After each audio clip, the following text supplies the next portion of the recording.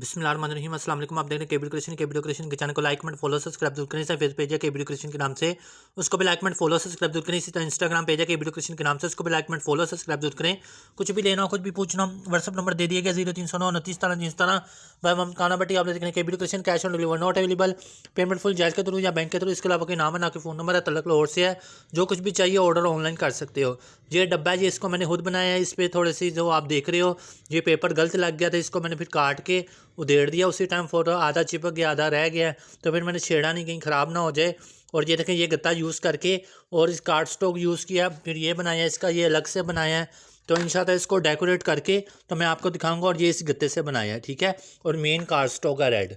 तो इंशाल्लाह ये आर्टिकल लगाएंगे और फिर मैं आपको दिखाऊंगा ये कैसा लगा। मुझे ज़रूर बताइएगा। जज़ाकल्लाह खैर।